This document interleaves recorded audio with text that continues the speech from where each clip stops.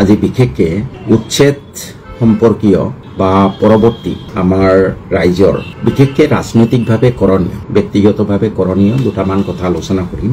উচ্ছেদ সম্পৰ্কে বিভিন্ন ধৰণৰ ভুল তথ্য বিভিন্ন সময়ত মানুহে দিয়া দেখা যায়। গতিকে এই ক্ষেত্ৰত উচ্ছেদ মানে আপোনাৰ চৰকাৰী ভূমিত কিয় থাকিব লগা হ'ল এই সম্পৰ্কে বিভিন্ন ধৰণৰ মিছগিভিংছ আছে, ভুল ধাৰণা আছে মানুহৰ মাজত, বিভিন্ন কমিউনিটিৰ মানুহৰ মাজত।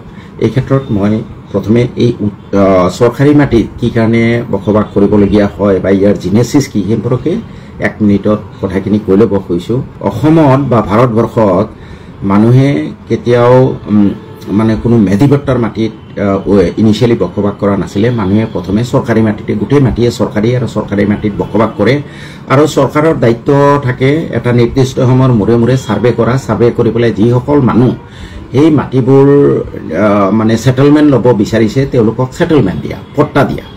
আৰু এই প্ৰক্ৰিয়াটো স্বাধীনতাৰ আগৰ পৰা আমাৰ অসমতো চলি আহিছিলে। এটা সময়ত ইংৰাজসকলৰ শাসনৰ সময়ত এনেকুৱা আছিলে যে অসমত যথেষ্ট পতিত ভূমি আছিলে।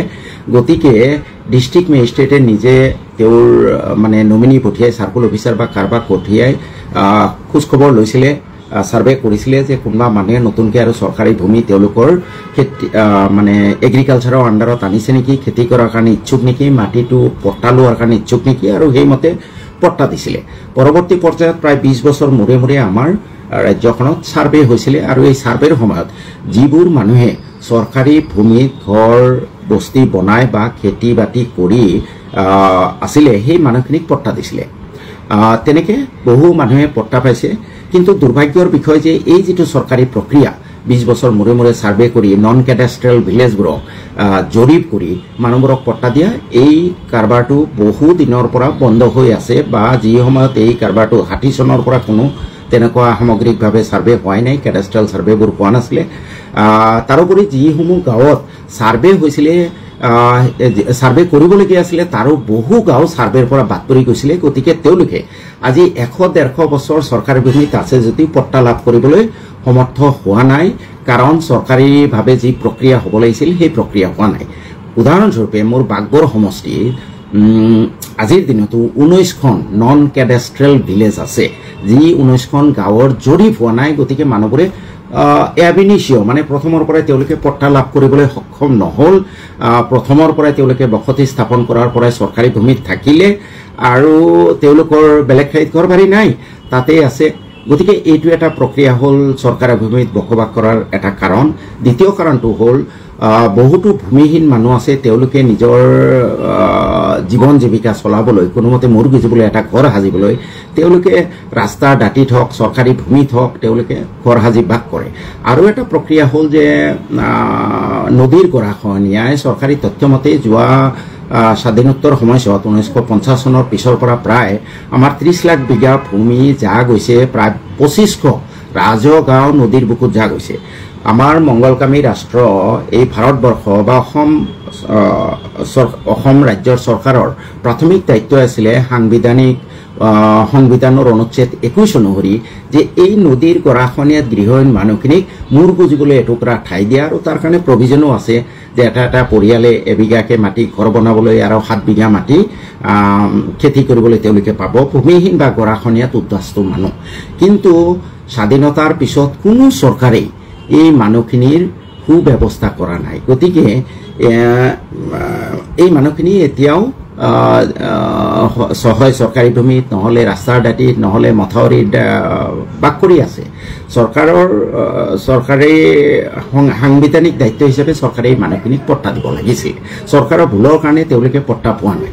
চতুৰ্থ আৰু এটা কেটেগৰী আছে, সেইটো হ'ল যে এজনৰ কোনোবা এঠাইত ঘৰ মাটি আছে, খেতি কৰিবলৈ মাটি আছে, বা ঘৰ মাটি আছে খেতি কৰিবলৈ মাটি নাই, বা খেতি কৰিবলৈ মাটি ঘৰ মাটি থাকিলেও তেওঁ মাটিৰ প্ৰতি অলপ লোভ বেছি, বেলেগ ঠাইত চৰকাৰী মাটিয়ে হওক বা BGR PGRৰ মাটি হওক দখল কৰে।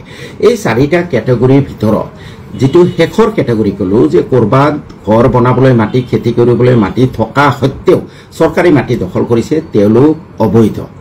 তেওঁলোকক চৰকাৰে উচ্ছেদ কৰিবই পাৰে আৰু আমিও স্বাগতম জনোৱা উচিত। কিন্তু প্ৰথম 3 কেটেগৰীৰ মানুহ যিসকল আজি 100-150 বছৰ ধৰি চৰকাৰী ভূমিত বসবাস কৰি আছে চৰকাৰে সাৰ্ভে নকৰাৰ কাৰণে তেওঁলোকে পট্টা নাপালে নাইবা ভূমিহীন মানুহ আছে তেওঁলোকক চৰকাৰে ভূমি নিদিলে নাইবা নদীৰ গৰাখহনীয়াত গৃহহীন মানুহখিনিক চৰকাৰে সংস্থাপন নিদিলে এই তিনি ক্যাটাগৰীৰ মানুহক বিকল্প সংস্থাপনৰ ব্যৱস্থা নকৰাকে উচ্ছেদ কৰা বেআইনী অসাংবিধানিক প্ৰক্ৰিয়া আৰু এতিয়া যেটো উচ্ছেদ চলি আছে অসমত বিজেপিৰ চৰকাৰ অহাৰ পিছৰ পৰাই বিশেষকৈ হিমন্ত বিশ্ব শৰ্মা মুখ্যমন্ত্ৰী হোৱাৰ পিছত এই উচ্ছেদৰ প্ৰক্ৰিয়াটো যথেষ্ট ত্বৰান্বিত হৈছে বা খুব লাৰ্জ স্কেলত কৰা হৈছে আৰু আপোনালোকে মনত ৰখা উচিত যে if something abrupt does not happen otherwise এই প্ৰক্ৰিয়া অহা নিৰ্বাচনৰ আগলৈ যথেষ্ট ঘনীভূত কৰাৰ সম্ভাৱনা আছে আৰু হাজাৰ হাজাৰ পৰিয়ালক উচ্ছেদ কৰাৰ সম্ভাৱনা আছে হাজাৰ হাজাৰ পৰিয়ালৰ ঘৰৰ ওপৰত বুলডোজাৰ চলোৱাৰ সম্ভাৱনা আছে অহা 6 মাহ 7 মাহত তাৰ উদ্দেশ্য মোৰ বুধেৰে তিনিটা এটা হ'ল যে 26ৰ নিৰ্বাচনক কেন্দ্ৰ কৰি হিমন্ত বিশ্ব শৰ্মাই অনা মুছলিম মানুহখিনিৰ ওচৰত নিজকে জাহিৰ কৰিব বিচাৰিছে যে মই বাংলাদেশী বা অবৈধ বাংলাদেশী বা মিয়া মুছলমানৰ পৰা মাটি কাঢ়ি আনিলো মই তোমালোকৰ কাৰণে মেছিয়া এইটো হ'ল নাম্বাৰ 1 কাৰণ পলাৰাইজেশ্যন আৰু অলপ ষ্ট্ৰং কৰা দ্বিতীয় কাৰণটো হ'ল যে তেওঁ এই মানুহবোৰক উচ্ছেদ কৰি মাটিখিনি কোনো মূল হুতিৰ মানুহক ঘূৰাই দিয়া নাই এই মাটিখিনি দি আছে কৰ্পোৰেট হাউসক আদানী আম্বানী আদি পতঞ্জলি আদিক দি আছে তাৰো এটা ৰাজনৈতিক কাৰণ আছে হিমন্ত বিশ্ব শৰ্মাৰ মনত এটা ভয় আছে যে 26ৰ নিৰ্বাচনত যেহেতু বিজেপিৰ ভিতৰতো অলপ অন্তৰ্গণ্ডল আছে গতিকে 26ৰ নিৰ্বাচনৰ পিছত হয়তো তেওঁক মুখ্যমন্ত্ৰী হিচাপে কেন্দ্ৰীয় নেতৃত্বই পছন্দ নকৰিবও পাৰে আৰু সেই কাৰণে আদানী আম্বানী আদি মোদীৰ অতি প্ৰিয় পাত্ৰ বনিয়া গোষ্ঠী তেওঁ মাটি দি পেলাই খুজ কৰি মোদীক জৰিয়তে তেওঁ আকৌ এবাৰ মুখ্যমন্ত্ৰী হ'ব বিচাৰে this is second reason third reason তেওঁ এই উচ্ছেদৰ দ্বাৰা প্ৰতিপন্ন কৰিব বিচাৰিছে যে কংগ্ৰেছে আসলতে তোমালোকৰ কাৰণে একোৱেই কৰা নাই হি ইজ অলসো ৰাইট 1947 চনৰ পিছৰ পৰা মুছলমানে প্ৰায় এনমাছে কংগ্ৰেছক ভোট দিছিলে কংগ্ৰেছে তেওঁলোকৰ সাংবিধানিক দায়িত্ব পালন কৰা হলে আজি এই মানুহবোৰ উচ্ছেদৰ বলি নহলহেঁতেন বৰঞ্চ তেওঁলোকে 2010 চন 11 চনত ল্যান্ড গ্ৰেবিং এক্ট আনি আৰু ভোটৰ ওপৰত দান অপৰাধী মানুহৰ ওপৰত এই সমস্যাটো জাপি দিলে এতিয়া having said all this things আপোনালোকে কি কৰিব মুক্তিৰ ৰাস্তা কি ইয়াৰ কাৰণে দুটা ৰাস্তা তিনিটা ৰাস্তা এটা হ'ল যে আপোনালোকে ইমিডিয়েট এই ব্যৱস্থাৰ পৰা পৰিত্ৰাণ পাবলৈ হলে আমাৰ আদালতেই একমাত্ৰ মানে ৰাস্তা আৰু তাৰ কাৰণে ভাল উকিল ধৰিব লাগিব হ'ব পাৰে 50 লাখ 1 কোটি টকা খৰচ হ'ব সুপ্ৰিম কোৰ্টৰ ভাল উকিল ধৰি যদি কেছ কৰি ৰায় আনিব পৰা যায় তেতিয়া এই উচ্ছেদ প্ৰক্ৰিয়া বন্ধ হ'ব দিস ইজ দা মানে মোস্ট ইফেক্টিভ ওয়ে এটু আদালতৰ কাষ চপা দ্বিতীয়টো হ'ল এই আদালতৰ কাষ চপালৈ আৰু দুটামান কথা কৈ ল'ব খুজিছো এতিয়া আদালতৰ কাষ কোনে চাপিব আমাৰ যিসকল ভুক্তভোগী ৰাইজ তেওঁলোকে ইমান টকা পইচা খৰচ কৰি আদালতৰ কাষ চাপিব নোৱাৰে তেওঁলোকে উকিল নিযুক্ত ভাল উকিল এনে যথেমতে উকিল লগালে নহব ভাল উকিল লগাই তেওঁলোকে আদালতৰ আশ্ৰয় ল'ব নোৱাৰে তেনে ক্ষেত্ৰত আমাৰ ৰাজনৈতিক দলবোৰে যিসকলে এই সময়ত মানুহখিনিৰ ওচৰত গৈ এদিন প্ৰতিবাদ কৰি বা অলপ চাউল ডালি বিতৰণ কৰি পেলাই মানুহবোৰৰ প্ৰিয়পাত্ৰ হ'ব কৈছে এই ৰাজনৈতিক দলবোৰে এই কেছ কৰাৰ দায়িত্ব ল'ব লাগিব কিন্তু এতিয়ালৈ তেনেকুৱা কোনো প্ৰক্ৰিয়া দেখা নাই সিদিনা দেখিলো ৰকিবুল হুছেইন ডাঙৰীয়াই হাইকোৰ্টলৈ এখন নে সুপ্ৰিম কোৰ্টলৈ এখন চিঠি লিখিছে that will not bring any effect to this problem ডাঙৰ উকিল আপোনাৰ কংগ্ৰেছ দলতে কপিল সিব্বাল আছে তেনেকুৱা আৰু ডাঙৰ উকিল আছে ধৰি পেলাই এই উকিলবোৰক ধৰি পেলাই যেহেতু ফান্ডামেন্টাল ৰাইট মানুহৰ খৰ্ব কৰা হৈছে fundamental right is enforceable in the court of law গতিকে 21 অনুচ্ছেদ 21A অনুচ্ছেদ তেনেকুৱা আৰু বিভিন্ন অনুচ্ছেদ সংবিধানৰ উলংঘা কৰা হৈছে গতিকে যদি আমি সুপ্ৰিম কোৰ্টত ডাইৰেক্ট সুপ্ৰিম কোৰ্টত যাব পৰা যায় আৰু সুপ্ৰিম কোৰ্টৰ ভাল উকিল লৈ যিসকলৰ ফিজ হয়তো 10 লাখ এবাৰ থিয় হ'লে তেনেকুৱা উকিল লৈ কেছ কৰিব লাগিব। কিন্তু এতিয়ালৈ মই লক্ষ্য কৰিছোঁ আমাৰ কংগ্ৰেছ দলৰ ৰকিবুল হুছেইন বিশেষকৈ বিভিন্ন কথা কৈ আছে, মাটিৰ পাট্টা দিব চৰকাৰ আহিলে, এইটো লৈ মই সেইদিনা এটা প্ৰতিক্ৰিয়াও দিছোঁ। এতিয়া চাওক, কংগ্ৰেছ ৰকিবুল হুছেইনে পাট্টা দিয়াৰ ঘোষণা কৰিলেই চৰকাৰত আহিলে আপোনালোকে পাট্টা নাপায়। এইটো কংগ্ৰেছৰ দলীয় এটা পলিচি হ'ব লাগিব, আৰু সেই পলিচি কোনে ঘোষণা কৰিব? সেই পলিচি ঘোষণা কৰাৰ কাৰণে Rakibul is not the fit person until and unless he is authorized. There is a decision in the meeting of the state executive. তেওঁলোকে পলিচি ডিচিজন কৰিব লাগিব, আৰু তাৰ কাৰণে ৰাজ্যিক কংগ্ৰেছৰ ৰাজ্যিক নেতৃত্বই ঘোষণা কৰিব লাগিব এজ এ পলিচি ডিচিজন যে আমাৰ চৰকাৰ যদি হয় আমি তেতিয়াহ'লে ভূমিহীন মানুহবোৰক ইমানখিনিকে মাটি দিম, আৰু যিসকল মানুহ নদীৰ গৰাখহনীয়াত গৃহহীন ভূমিহীন তেওঁলোকক আমি মাটি দিম, বা যিসকলৰ আজিলৈ পট্টা নাই তেওঁলোকক আমি পট্টা দিম। পলিচি ডিচিজন কৰিব লাগিব। কিন্তু আজিলৈতো কংগ্ৰেছৰ কেন্দ্ৰীয় নেতৃত্বৰ পৰা তেনেকুৱা কোনো এটা শব্দ উচ্চাৰণ হোৱা নাই। ৰাজ্যিক নেতৃত্বই আজিলৈ এই উচ্ছেদৰ বিৰুদ্ধে মুখ পৰ্যন্ত খোলা নাই। পঠিয়াইছে ৰকিবুলক মানে বলিৰ কথা সজাবলৈ, পঠিয়াইছে আন কোনোবাক, তেওঁলোকে গৈ ৰিলিফ দিছে, কিবা কৰিছে, তেওঁলোকে কিবা ঘোষণা কৰিছে। This announcement has no' meaning at all. আৰু ইউডিএফ দল আজি চাওক, উচ্ছেদৰ সময়ত কংগ্ৰেছ দলৰ ৰকিবুল গৈছে, তাকো উচ্ছেদ হোৱাৰ 2-3 দিন পিছত যেতিয়া অলৰেডি অখিল গগৈ গৈ মানুহৰ লগত আৱেগিকভাৱে সংযুক্ত হৈ গ'ল, তেতিয়া ৰকিবুলে বা কংগ্ৰেছে ভয় কৰিলে যে আমাৰ পথাৰবোৰ নিৰ্বাচনী হাৰুৱা পথাৰবোৰ বোধহয় অখিল গগৈয়ে দখল কৰিব নেকি, তাৰপিছতে ৰকিবুল গৈছে। Same is the case with UDF.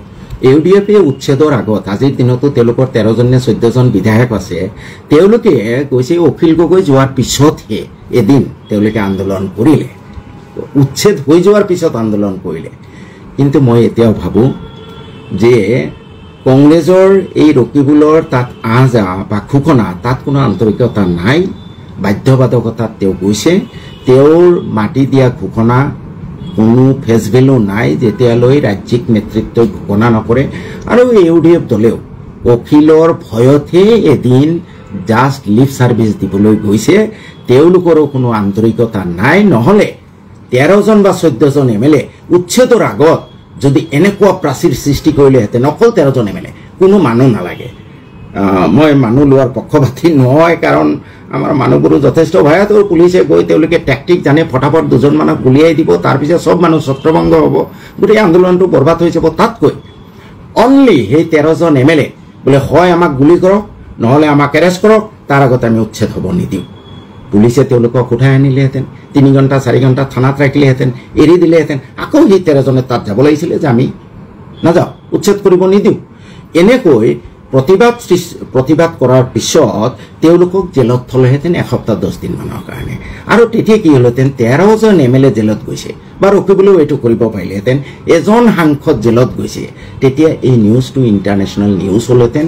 সাংঘাতিক প্ৰেছাৰ, নেশ্যনেল বা ইণ্টাৰনেশ্যনেল প্ৰেছাৰ চৰকাৰৰ ওপৰত পৰিলেহেঁতেন, আৰু এই উচ্ছেদটো মই ভাবোঁ একেবাৰে বন্ধ নহ'লেও যথেষ্টখিনি মন্থৰ হ'লহেঁতেন, ভয় খালেহেঁতেন চৰকাৰে। আজি আমাৰ অসমৰ বাহিৰত কোনে উচ্ছেদৰ বিষয়ে জানে, কেনেধৰণে আমাৰ মৌলিক অধিকাৰ ভায়লেট কৰা হৈছে কোনে জানে? হিউমেন ৰাইটছ এছ'চিয়েশ্যনবোৰে নাজানে।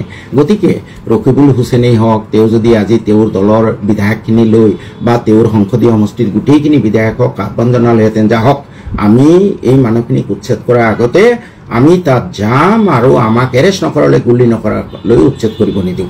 নাইবা ইউডিএফৰ 13জন এমএলএ যদি সেইটো কৰিলেহেঁতেন উচ্ছেদ হোৱাৰ আগতে, আৰু তাৰ ফলত ৰকিবুল হুছেইন বা অন্যান্য এমএলএ যদি এৰেষ্ট হ'লহেঁতেন বা ইউডিএফৰ বিধায়কসকলে এৰেষ্ট হ'লহেঁতেন, তেতিয়াহ'লে কিন্তু it would have been a national news or in the international media, আৰু তাৰ ফলত যথেষ্ট প্ৰেছাৰ পৰিলেহেঁতেন। সেইখিনি কৰা দেখা নাই। মোৰ ভাৱ হৈছে যে তেওঁলোকে অকল যেতিয়া অখিল গগৈ তাত গ'ল, এই মানুহখিনি দুৰ্গত মানুহখিনিৰ লগত সহানুভূতি প্ৰকাশ কৰিলে, তেতিয়া তেওঁলোকে তেওঁলোকৰ ভৰিৰ তলৰ ৰাজনৈতিক মাটি খহি যোৱাৰ উপক্ৰম হ'ল, আৰু সেইকাৰণে তেওঁলোকে দেখুৱাবলৈহে তাত গৈছে, প্ৰকৃতভাৱে তেওঁলোকক উদ্ধাৰৰ কাৰণে যোৱা নাই। মই ৰাইজক আগতে আহ্বান জনাইছোঁ যে এই পলিটিকেল পাৰ্টিৰ পৰা আপোনালোকে কোনো ৰিলিফ গ্ৰহণ নকৰিব।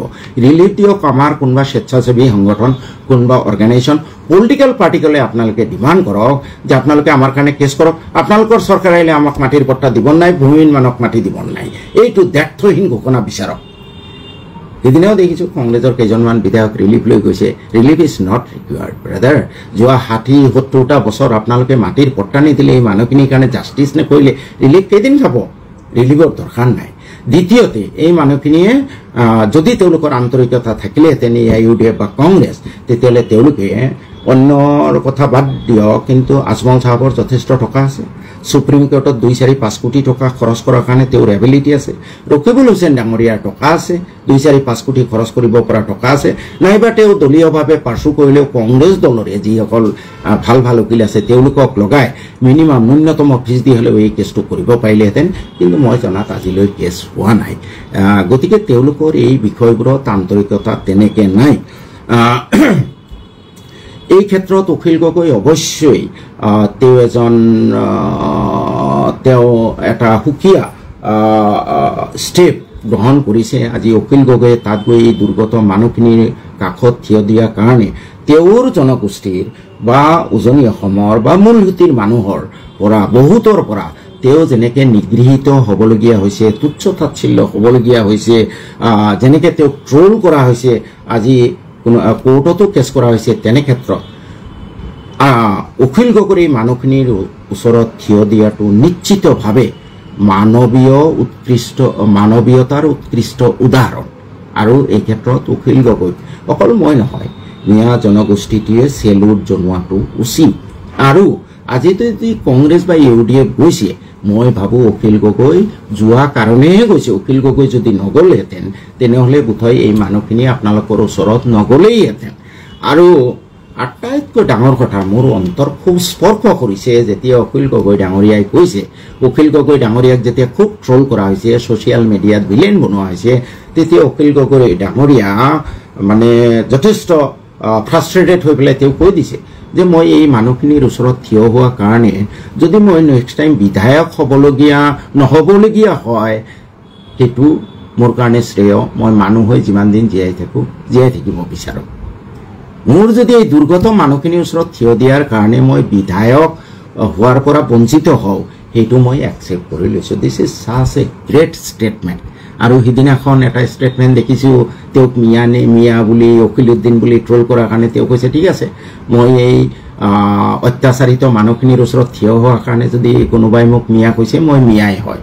ইয়াতকৈ ডাঙৰ ষ্টেটমেণ্ট কিবা আছেনে বাৰু? তে সেইকাৰণে ইমান দিনে অৱশ্যে হ'বই লাগিছিলে আমাৰ এই জনগোষ্ঠীটোৰ পৰা অন্তত অখিল গগৈৰ এই বদান্যতাৰ কাৰণে তেওঁক এটা ধন্যবাদ সূচক এটা মেছেজ পঠিয়াব লাগিছিলে, বুদ্ধিজীৱীসকলে দিব লাগিছিলে। কিন্তু অতি দুৰ্ভাগ্যৰ বিষয়, আমি কাৰো প্ৰতি কৃতজ্ঞতা প্ৰকাশ কৰিবলৈও যেন কৃপণালী কৰোঁ। বিভিন্ন ধৰণৰ আমি দুখ ত্ৰুটি উলিয়াবলৈ চেষ্টা কৰোঁ। We take everything, even the welfare activities with a lot of pinch of salt. আজি একমাত্ৰ কবিৰ আহমেদ ডাঙৰীয়াই এই অখিল গগৈক সমৰ্থন কৰি কৃতজ্ঞতা প্ৰকাশ কৰি এটা ভাল পোষ্ট দিয়া দেখিছোঁ। তাৰ বাহিৰে কি আমাৰ আৰু বুদ্ধিজীৱী নাইনে? আজি কমেও 200-500 বুদ্ধিজীৱী ওলাই আহিব লাগিছিলে অখিল গগৈৰ এই সহমৰ্মিতা, এই মানৱীয় ষ্টেপ চাই তেখেতক সমৰ্থন কৰিবলৈ, কিন্তু আমি দেখা নাই। আমাৰ সংগঠনবোৰে ধন্যবাদ এটা দিলে আপোনালোকৰ একো লছ নহয়। অখিল গগৈ আৰু এনকাৰেজ ফিল কৰিলেহেঁতেন। আমি যদি এইদৰে আমাৰ কাৰণে আঁঠুপানীত ডিঙিলৈ নমা মানুহবোৰৰ প্ৰতি কৃতজ্ঞতা প্ৰকাশ নকৰোঁ, ভৱিষ্যতে কোনো অন্য জনগোষ্ঠীৰ মানুহ আমাৰ কাৰণে আগুৱাই নাহে।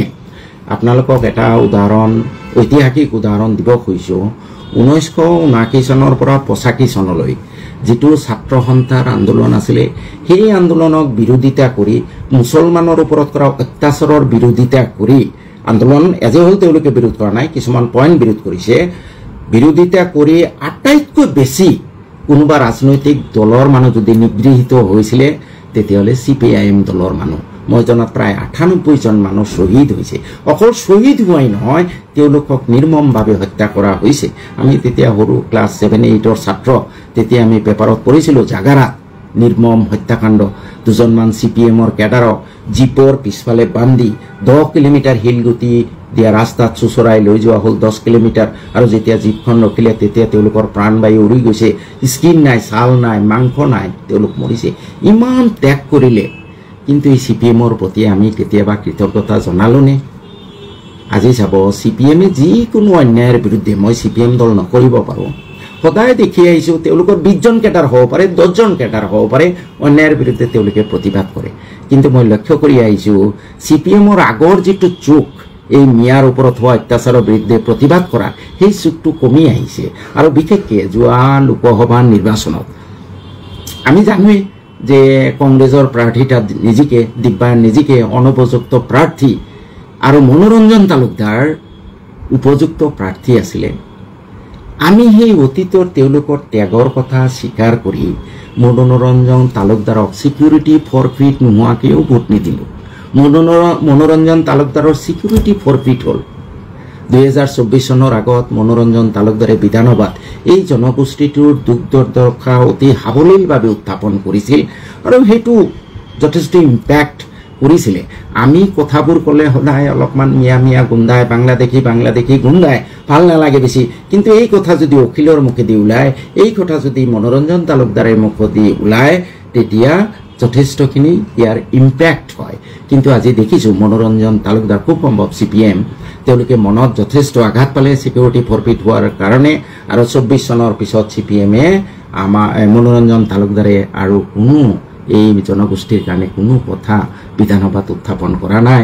আজি ইমান নিৰ্বিবাদে উচ্ছেদ হৈছে, CPM প্ৰায় মৌন হৈ আছে। অতীতৰ পৰা আমি শিক্ষা লোৱা উচিত। আমি কোনোবাই যদি আজি কিছুমানে কৈ আছে, আপোনালোকেও দেখিছে যে CPMে কিছুদিন আগলৈ কৈ আছিলে যে সব বাংলাদেশী, কিন্তু দুদিনমান আগৰ পৰা তেওঁৰ ষ্টেটমেণ্ট চেঞ্জ হৈ গ'ল যে 71ৰ পিছৰখিনি, 71ৰ আগৰখিনিয়ে সংস্থাপন পাব। বহুতে ভাবে আমি সংখ্যালঘু মানুহবোৰে প্ৰতিবাদ কৰাৰ কাৰণে বোধহয় হ'ল নেকি, বহুত সংগঠনে ক্ৰেডিটো ল'ব। এইটো নহয়, একদম নাভাবিব। আমাৰ এই সংখ্যালঘু মিয়া জনগোষ্ঠীৰ মানুহে প্ৰতিবাদ কৰাৰ কাৰণে একো ফাৰক নপৰে, বৰঞ্চ হিমন্ত বিশ্ব শৰ্মাই ভালেই পায়। এই পলাৰাইজেশ্যন হ'ব লাগে, মিয়াখিনি একফালে যাওক। এই হিমন্ত বিশ্ব শৰ্মাৰ এই ষ্টেটমেণ্টত যদি পৰিৱৰ্তন আহিছে, একমাত্ৰ অখিল গগৈৰ ষ্টেটমেণ্টৰ কাৰণে আৰু জগদীশ বিহাৰীৰ ষ্টেটমেণ্টৰ কাৰণে। তেওঁৰ ষ্টেটমেণ্ট সলনি কৰিবলগীয়া হৈছে। গতিকে ব্ৰাদাৰ্ছ, আমি অকণমান এই অজ্ঞান স্বভাৱটো এৰি আমি অলপমান মানে কাৰোবাৰ কোনোবা দলৰ পুষ্যপুত্ৰ এই স্বভাৱটো এৰি অলপ মুকলি মনেৰে অলপমান ইণ্টেলেকচুৱেলি কথাখিনি চিন্তা কৰিব লাগিব, দূৰদৰ্শী হ'ব লাগিব। আজি সেইকাৰণে অহা নিৰ্বাচনত বিশেষকৈ মিয়া জনগোষ্ঠীটোৱে, মই মনত যিখিনি কথা বিবেকে যিখিনি কৈ আছে মই কম, শুনা নুশুনাটো আৰু আপোনালোকৰ কথা, কিন্তু কোৱাটো মোৰ কৰ্তব্য। সেইকাৰণে মই কম যে অহা 26ৰ নিৰ্বাচনত মিয়া জনগোষ্ঠীয়ে অতি সতৰ্কতাৰে ভোট দিব লাগিব। আজিও মই দেখিছোঁ ইমান উচ্ছেদ হোৱাৰ পিছত যেতিয়া কংগ্ৰেছৰ কেন্দ্ৰীয় নেতৃত্বই এটা টু শব্দ পৰ্যন্ত উচ্চাৰণ কৰা নাই, তাৰপিছতো আমাৰ মানুহবোৰ বাপদাদাৰ দলৰ পিছতেই আছে। চাব, আজি যি সময়ত এটা টু শব্দ উচ্চাৰণ কৰিবলৈ সময়, আজি জগদীশ বিহাৰীৰ ষ্টেটমেণ্টে যদি কংগ্ৰেছৰ ৰাজ্যিক নেতৃত্বৰ মুখৰ পৰা ওলালেহেঁতেন, আমি অকণমান সুখ পালোহেঁতেন, কিন্তু সেইটোও লোৱা নাই।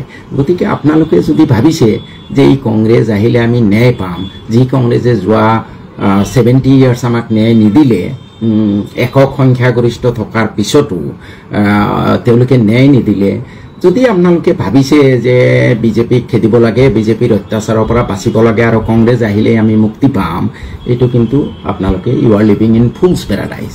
বিজেপিক খেদিব লাগে একদম 100%, আৰু এই বিজেপিক খেদিব কংগ্ৰেছেই। কিন্তু কংগ্ৰেছক যদি নিশ্চতভাৱে ভোট দিয়ে, আপোনালোকৰ সমস্যা হৈয়ে থাকিব। তেওঁলোকে ভাবিব যে মুছলমানক যিমান পিটন দিয়ে, যিমানেই ন্যায় নকৰ, একো প্ৰব্লেম নাই, তেওঁলোকে ভোট দিবই আমাক। যেনেকৈ অজয় ফুকনে ক'লে যে বৰপেটা ধুবুৰীত গ'লে বাংলাদেশী দেখা পাওঁ, তাৰপিছতো আমি ভাৰত জোড়ো যাত্ৰাত দলে দলে তেওঁলোকৰ পিছত ৰেলী কৰিলোঁ। গৌৰৱ গগৈ সভাপতি হোৱাৰ লগে লগে আমাৰ মিয়াৰ কি আনন্দ, কিহৰ কাৰণে আনন্দ মই বুজি নাপালোঁ।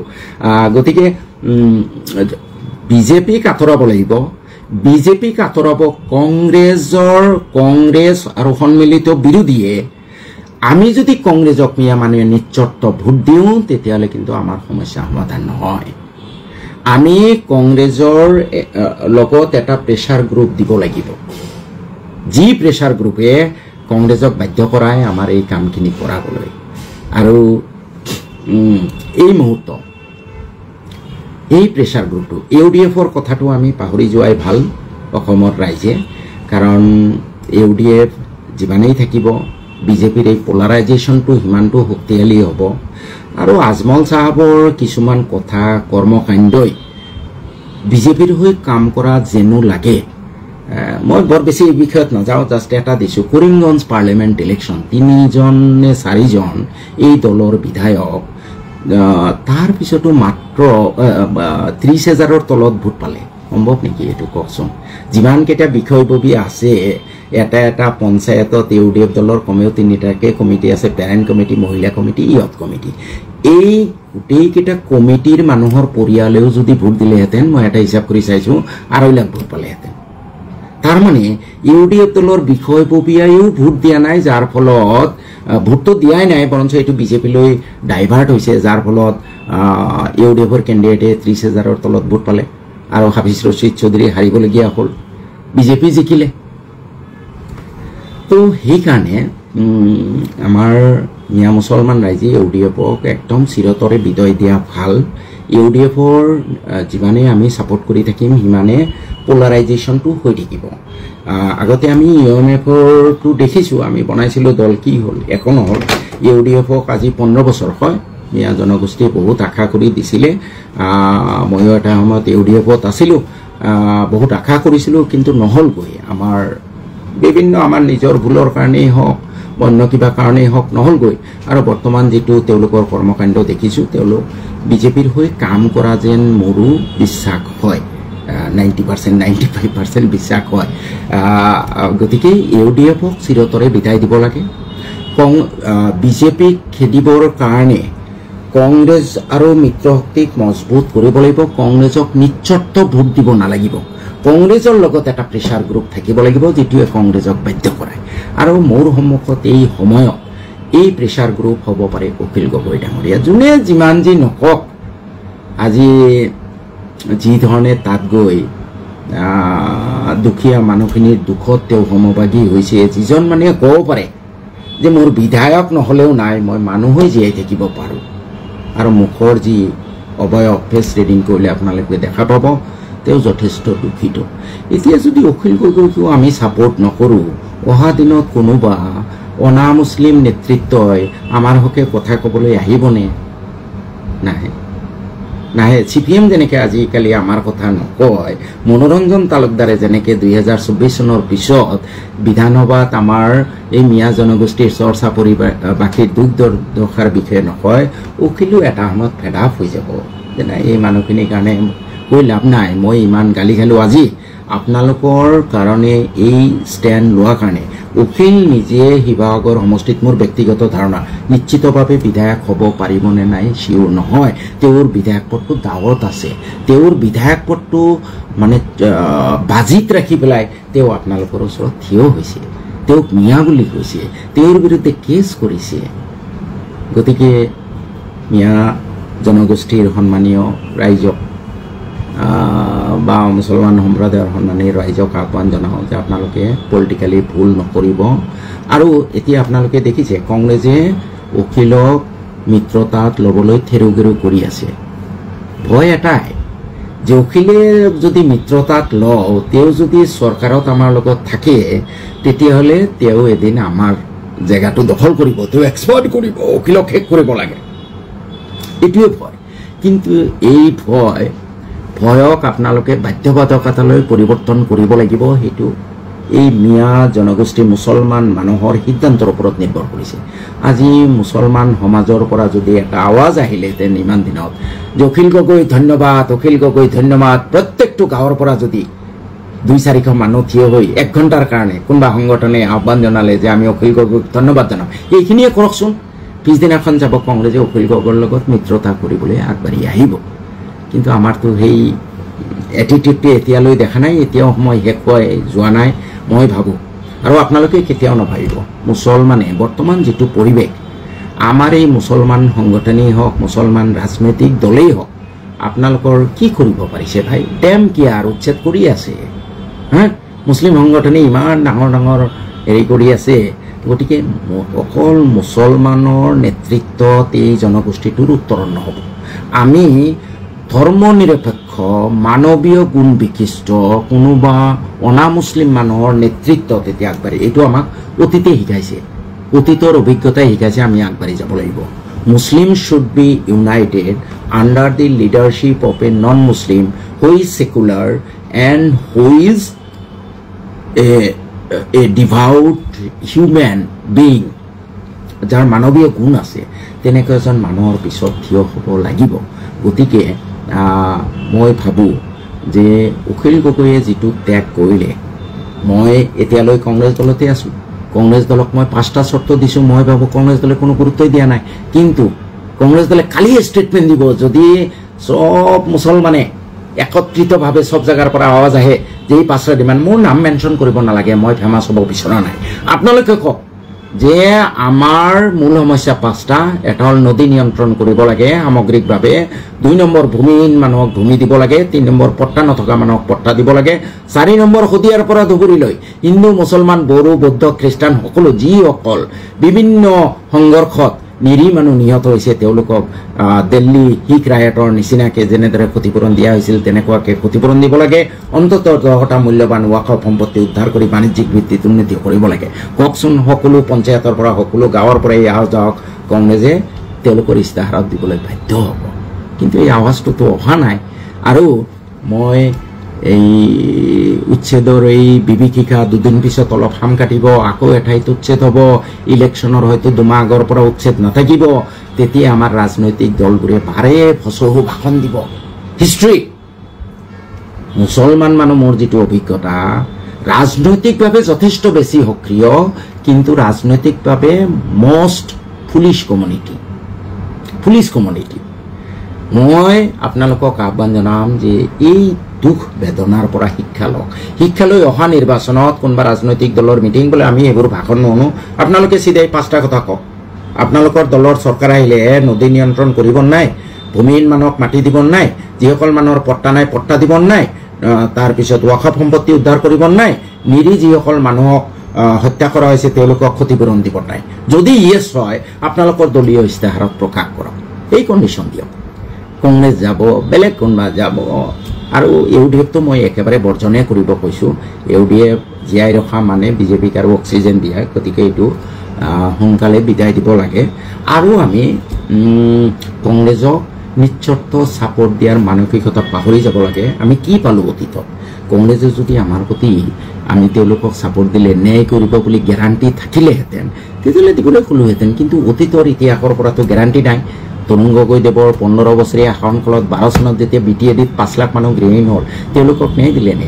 প্ৰায় 1,500 পৰিয়ালক 50,000 টকালৈ আণ্ডাৰটেকিং দি তাৰ পৰা গুচি যাব কোৱা হৈছিলে। আমি এছেম্বলিত ধৰাৰ কাৰণে তেতিয়া সেইটো কেঞ্চেল হ'ল যে 50,000 টকা পাব, মাত্ৰ 50,000 টকা কম্পেনচেশ্যন। কেন ইউ ইমাজিন?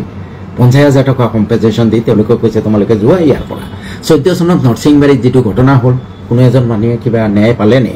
হিতেশ্বৰ শইকীয়াৰ দিনত বাছবাৰীত যিবোৰ মানুহ নিৰীহভাৱে হত্যা হৈছিলে, তাৰপিছত কংগ্ৰেছ কিমানবাৰ পাৱাৰত আহিলে, কিবা ন্যায় পালোনে? আমি পোৱা নাই। গতিকে আপোনালোকে অলিক সপোনটো নেদেখিব, অলপমান চিন্তাৰ মাজত অলপমান নতুনত্ব আনক যে লেট আছ ট্ৰাই। আৰু আপোনালোকে যদি আকৌ কৈছোঁ, যদি আপোনালোকে ভাবি আছে বিজেপিৰ অত্যাচাৰত আমি অতিষ্ঠ হৈছোঁ আৰু কংগ্ৰেছ আহিলে আমি স্বৰ্গ পাই যাম, একদম মূৰ্খ ৰাজ্যত বসবাস কৰি আছে, you will never get justice. যি কংগ্ৰেছ নেতৃত্বই কোনোবা বিশ্বনাথত এজন নেপালী সম্প্ৰদায়ৰ মানুহৰ কাৰণে লগে লগে ফেচবুকত পোষ্ট দিব পাৰে, আজি ধুবুৰীত ইমান উচ্ছেদ হৈছে এটা 2 শব্দ উচ্চাৰণ কৰিব নোৱাৰে, তেওঁলোকৰ পৰা আপোনালোকে কেনেকৈ আশা কৰিব পাৰে? অখিল গগৈ যেনেকৈ ক'লে যে লাগিলে ভাৰতীয় মানুহ 71ৰ পিছত হোৱা মানুহক কিন্তু 1 চিকটাও মাতি নিদিওঁ, কিয় ক'ব নোৱাৰে? 71ৰ আগত হোৱা মানুহ কিন্তু ন্যায়িকভাৱে ভাৰতীয় হৈ গ'ল, যে 71ৰ আগৰ মানুহখিনিক আমি নাগৰিক হিচাপে সমমৰ্যাদা দিম বা তেওঁলোকক জীয়াই থকাৰ কাৰণে এটুকুৰা মাটি দিম, এইটো ক'ত কি আপত্তি আছে? তেওঁলোকৰ সেই গাৰ্ডছটো কিয় নাই বা হোৱা নাই? এইকাৰণেই ৰকিবুলৰ সৈতে আবল তাবল বকাই আছে যে তেওঁলোকে এই কামখিনি নকৰে। কংগ্ৰেছ এটা সময়ত ভাৰত স্বাধীনতাৰ কাৰণে বহুত কষ্ট কৰিছিলে, বহুত ত্যাগ কৰিছিলে, no' doubt up to Jawaharlal Nehru, Indira গান্ধীলৈ ঠিকে আছিলে। তাৰপিছত ক্ৰমান্বয়ে এই পাৱাৰৰ সোৱাদটো পাই পাই কংগ্ৰেছ নেতৃত্বৰ এতিয়া সেৱাৰ মনোভাৱ নাই। বিশেষকৈ আমাৰ অসমত কংগ্ৰেছ নেতৃত্বৰ মনোভাৱ হ'ল কেনেকৈ গাদী দখল কৰা। গতিকে ভাই আপোনালোকে ভুল নকৰিব, অহা নিৰ্বাচনত মই বিচাৰোঁ যে অখিল গগৈয়ে যিটো ত্যাগ কৰিলে আৰু তেওঁ আহোম ল'ৰা হয়, ৰজাৰ তেজ তেওঁৰ গাত আছে। আহোমেই গোটেই অসমত সাতৰাজ মাৰি একৰাজ কৰিছিলে। গতিকে উপযুক্ত আহোম হ'লে তেওঁহে আমাৰ হিন্দু মুছলমান সকলোকে লগত লৈ আগবাঢ়িব পাৰিব। আৰু অতীতৰ কৰ্মৰাজিৰ পৰা দেখিছোঁ অখিল আজিয়ে বিধায়ক হৈছে, তাৰ কিমান আগৰ পৰা এই কৃষকৰ কাৰণে আন্দোলন কৰি আছে। He is a very good activist.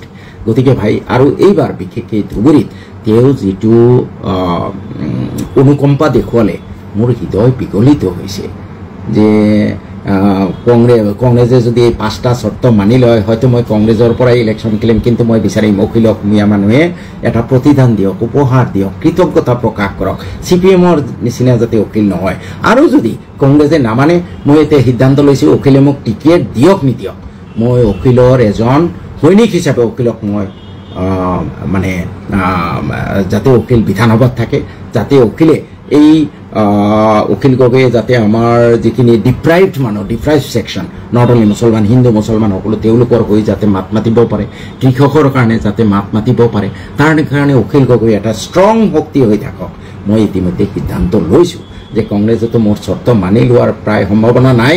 অখিলৰ লগত মই কোনো কথাও পতা নাই যে অখিলৰ ৰাইজৰ দলৰ হৈ মই কাম কৰিম, অখিলক মই শক্তিশালী কৰিম। এইটো মিয়াৰ বৰ্তমান দায়িত্ব, তেওঁৰ প্ৰতি কৃতজ্ঞতা প্ৰকাশ কৰা, অতীতৰ পৰা শিক্ষা লওক। CPM-ৰ দৰে আপোনালোকে তেওঁলোকক ফ্ৰাষ্ট্ৰেটেড নকৰিব। আৰু কোনোবা ধৰ্ম নিৰপেক্ষ মানৱীয় গুণ বিশিষ্ট হিন্দু মানুহৰ নেতৃত্বতে আমি এতিয়া আগবাঢ়িব যাব লাগিব বুলি মোৰ ধাৰণা।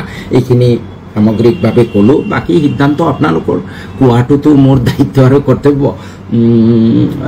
দ্বিতীয়তে, আপোনালোকে এই সমস্যাৰ যদি চিৰদিনৰ কাৰণে, আজি উচ্ছেদ নাম, আগতে ডিভোটাৰ আছিলে, তাৰ আগতে বিদেশী আছিলে, এই যিটো এটা মানে সামগ্ৰিক পৰিৱেশত মিয়া জনগোষ্ঠীটোৰ মানুহক অত্যাচাৰ কৰি ৰাজনৈতিক মুনাফা আদায় কৰাৰ যি প্ৰক্ৰিয়া 1950 চনৰ পৰা চলি আহিছে, এইটো যদি অনাগত দিনত একেবাৰে শেষ কৰিব বিচাৰে তেতিয়া মিয়া জনগোষ্ঠীয়ে 4টা কাম কৰিব লাগিব।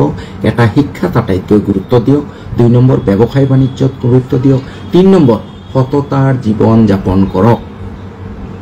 কেইটামান চিত্ৰপট, মই জাষ্ট উদাহৰণে টাইম হৈ গ'ল, 3-4টা চিত্ৰপট মই দেখিছোঁ যিবোৰে মনটোক বহুত কষ্ট দি আছে যে আমি ক'ত গৈ আছো, বিবেকত খুন্দিয়ে আছে।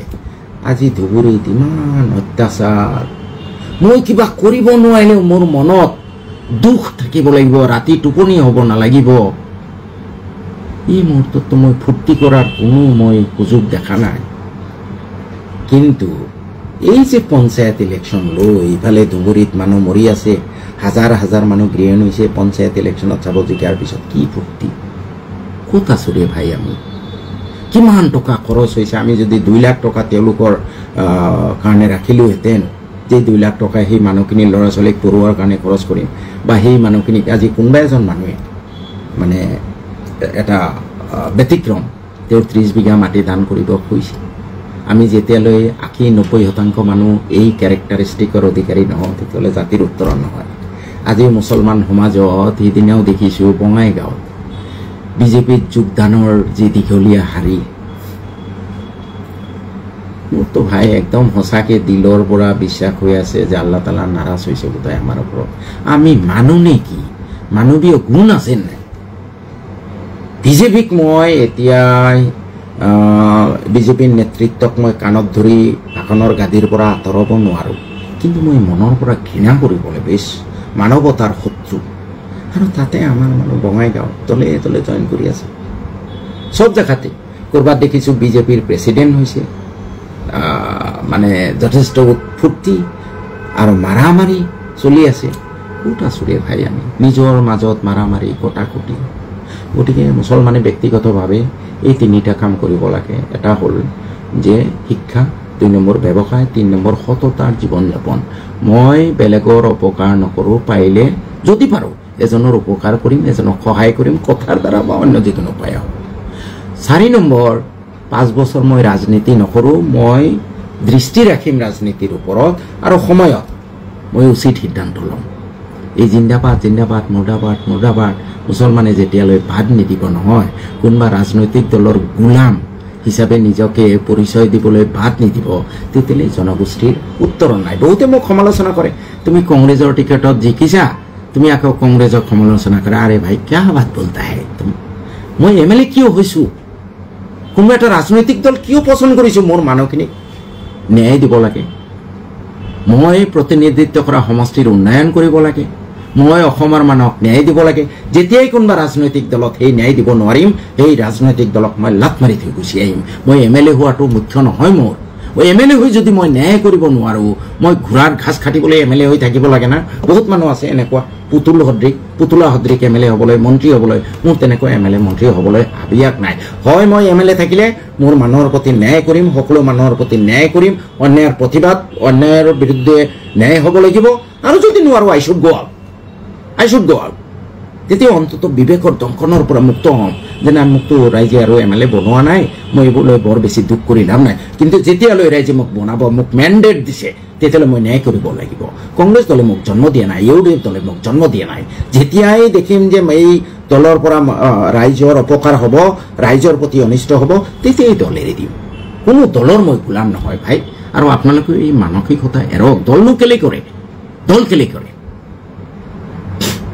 দল কৰে আপোনাৰ সমাজখনৰ আপোনাৰ ৰাজ্যখনৰ মংগলৰ কাৰণে যেতিয়া আপোনাৰ সমাজখন ৰাজ্যখনৰ মংগল হ'ব তেতিয়া আপোনাৰো মংগল হ'ব এই চামচামি কৰি চেলা চামুণ্ডাগিৰি কৰি আপুনি অকলে অলপ দিনৰ কাৰণে বেনিফিটেড হ'ব পাৰে কিন্তু আপোনাৰ গোটেই সমাজখন ধ্বংস হ'ব এই মানসিকতা বাদ দিব লাগে ভাই কোনো ৰাজনৈতিক দলে আমাক জন্ম দিয়া নাই আমি ৰাজনৈতিক দল কৰিছোঁ যাতে ৰাজনৈতিক শক্তিৰ দ্বাৰা আমাৰ সমাজখনৰ সামগ্ৰিক উন্নয়ন হয় আমাৰ পৰিয়ালটোৰ উন্নয়ন হয় এইখিনিকে ক'লোঁ মই সদৌ শেষত আহ্বান জনাইছোঁ যে ভাই অতীতৰ পৰা শিক্ষা লওক এই যে আমি যেন অলপ বেছি অকৃতজ্ঞ কোনোবাই আমাক দিগন্ত শৰ্মা আজি 50 বছৰ হৈ গ'ল কোনোবা সংগঠনে তেওঁ এটা সম্বৰ্ধনা জনালে নে বাৰু যি দিগন্ত শৰ্মাই নেলি আৰু চাউল খোৱাৰ ওপৰত সত্যৰ আধাৰত প্ৰতিষ্ঠিত দুখন দস্তাবেজ লিখিছে আৰু সেই দিগন্ত শৰ্মাকে কিতাপ দুখন লিখাৰ কাৰণে আজি পদে পদে তেওঁ নিগৃহীত হৈ আছে কিন্তু আমি মুছলমানৰ ইমান সংগঠন আছে কোনোবা দিনা দিগন্ত শৰ্মাক মাতি পেলাই এটা সম্বৰ্ধনা দিলেও নে ই বেচাৰা অকণমান এনকাৰেজ পালেহেঁতেন কৰা নাই CPM-এ ইমান ত্যাগ কৰিলে মনোৰঞ্জন তালুকদাৰৰ সিকিউৰিটি ফৰফিট কৰি দিলোঁ আমি অখিল গগৈ বেচেৰা আজি এই মানুহখিনিৰ ওচৰত গৈ ইমিডিয়েট কিবা কৰিব পাৰক নোৱাৰক বিপদৰ সময়ত মৰমৰ মাত এষাৰি হীৰাতকৈ বেছি মূল্যৱান আজি তেওঁ যি ধৰণে নিগৃহীত হৈছে আমি যাতে আৰু তেওঁৰ প্ৰতি অকৃতজ্ঞ নহওঁ brother let us C what we see এই আশা ৰাখিলোঁ সদৌ এটা শিকিছোঁ চাওক মাতৃভাষা আমাৰ পূৰ্বপুৰুষসকলে আজিৰ পৰা 100 বছৰ আগতে 150 বছৰ আগতে অসমত আহি এটা সিদ্ধান্ত লৈছে যে আমাৰ মাতৃভাষা অসমীয়া আৰু এইটো ইছলামৰ নিৰ্দেশ অনুসৰিয়ে লৈছে ইছলামত আছে যে হুব্বুল অতনে মিনাল ইমান স্বদেশ প্ৰেম ইমানৰ অংগ তুমি যি দেশ ৰাসূলুল্লাহ সাল্লাল্লাহু আলাইহি ওয়াসাল্লামে কৈছে তুমি যি দেশৰ বায়ু পানী সেৱন কৰি জীয়াই থাকা সেই দেশক সন্মান কৰিবা সেই দেশক ভাল পাবা সেই দেশৰ ভাষা সংস্কৃতি গ্ৰহণ কৰিবা আৰু সেই নিৰ্দেশ অনুসৰি আমাৰ পিতৃ পূৰ্বপুৰুষসকলে অসমীয়া ভাষা গ্ৰহণ কৰিছে কোনো দুষ্ট চক্ৰই যাতে গুণাক্ষৰেও নাভাবে যে আমাৰ এই পূৰ্বপুৰুষে লোৱা সিদ্ধান্তক আমি বদলি কৰিম আমি বঙালী লিখিম এইটো আপোনাৰ ইমানটো দুৰ্বল হ'ব আপুনি মুছলমান হোৱাৰ পৰা খাৰিজ হ'ব দ্বিতীয়তে আপোনাৰ বিপদ আৰু ঘনীভূত হ'ব নো ওৱান কেন চেঞ্জ হিজ মাদাৰ নৰ হিজ মাদাৰ টং আমি এতিয়া মই মিয়া জনগোষ্ঠী মই ঘৰত গ'লেও মোৰ 80% কথা অসমীয়া হয়। মই কেনেকৈ অসমীয়া কওঁ মই গমেই নাপাওঁ। মিয়া দোৱানত কথা অট'মেটিক মোৰ ভতিজাৰ লগত মোৰ বোৱাৰীৰ লগত কথা পাতোঁতে আনকি অসমীয়া ওলাই যায়। আৰু অসমীয়াত লিখা পঢ়া কৰিছোঁ, আপোনালোকে অসমীয়া আপোনালোকে ক'ত যাব খোজে বঙালী ভাষা লৈ পেলাই? কি বেনিফিট হ'ব আপোনালোকৰ? গতিকে এই ভুল নকৰিব। আমাৰ পূৰ্বপুৰুষে শুদ্ধ সিদ্ধান্ত লৈছে। 2-4জন মানুহ 2-4টা সংগঠন আমাৰ প্ৰতি আখেজ ৰাখিব পাৰে, কিন্তু গোটেই অসমীয়া সমাজখন মূলসুঁতিৰ মানুহ বেয়া নহয়, নহ'লে আমি থাকিব নোৱাৰিলোহেঁতেন। বহুত মানৱীয় গুণ বিশিষ্ট মানুহ আছে, যাৰ কাৰণে অখিল গগৈ আজি আমাৰ কাষত থিয় হৈছে। আজি হীৰেণ গোহাঁই ডাঙৰীয়া ইমান নিগৃহীত হৈও শুদ্ধ কথাবোৰ কৈ আছে। আজি আপোনাৰ জগদীশ ভূঞাই ডাইৰেক্টলি নকলেও ইনডাইৰেক্টলি হিমন্ত বিশ্ব শৰ্মাক হলটেকত পেলাইছে। গতিকে এই কথাবোৰ মনত ৰখা উচিত। মাতৃভাষাৰ ক্ষেত্ৰত লোকপ্ৰিয় লাহি আছে, আমি সকলোৱে একমুখে কোৱা উচিত যে আমি অসমীয়াই লিখিম। আমি কোনোবাই এনুমাৰেটেৰে গণ্ডগোল কৰিলেও আমি নাই তেওঁক বাধ্য কৰাম যে I know what my mother Tong is, মোৰ মাতৃভাষা কি মই জানো, মই যিটো কওঁ সেইটো লিখা।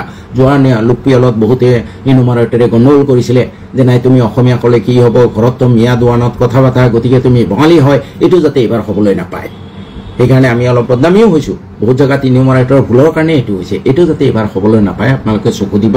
কোনোবা দুষ্ট চক্ৰৰ ফুচলনিত নিজকে বিপদাপন্ন নকৰিব। এইখিনিকে ক'লোঁ। আৰু বিশেষকৈ ৰাজনৈতিকভাৱে আপোনালোকে অলপ সচেতন হওক। সহস্ৰায় 7 মাহ এই 26 নিৰ্বাচনত আপোনালোকে শুদ্ধ সিদ্ধান্ত ল'ব লাগিব, তেতিয়াহে ভৱিষ্যত আপোনালোকৰ সুৰক্ষিত হ'ব। ধন্যবাদ। আসসালামু আলাইকুম, খুদা হাফিজ, নমস্কাৰ।